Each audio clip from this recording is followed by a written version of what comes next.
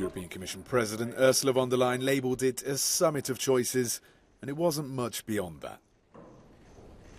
At the first in-person EU-China summit in over 4 years, leaders from both sides met Thursday in Beijing, where frank words were exchanged but no solid action was committed to.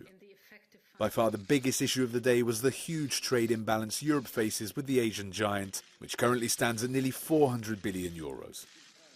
And Commission President von der Leyen says that the EU will no longer turn a blind eye to it. Politically, European leaders will not be able to tolerate that our industrial base is undermined by unfair competition. We like competition. It makes us better. It lowers prices. It's good for the consumers. But competition needs to be fair.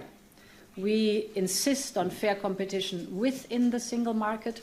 Therefore, we also insist on fair competition from companies that come to our single market. Tensions between Brussels and Beijing have steadily risen over the past year as the EU seeks to de-risk its economy from China. In September, the Commission opened up a probe into subsidised Chinese electric cars entering the bloc's market, riling Beijing in the process. At the summit, Chinese President Xi Jinping himself warned Europe not to implement protectionist trade policies, but at the same time the door was left open to a deepening of ties.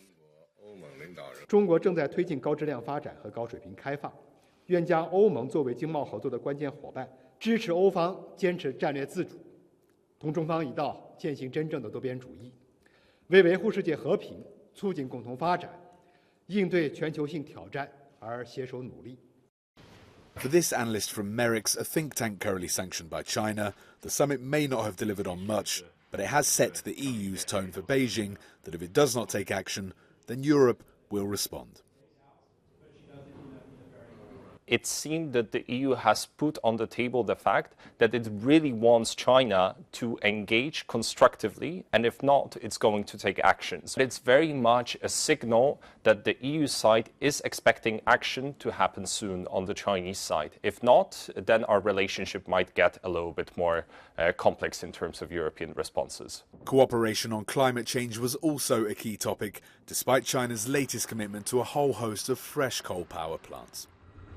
On Ukraine, Brussels reiterated its desire for Beijing to help end the war and to stop Russian businesses from circumventing Western sanctions.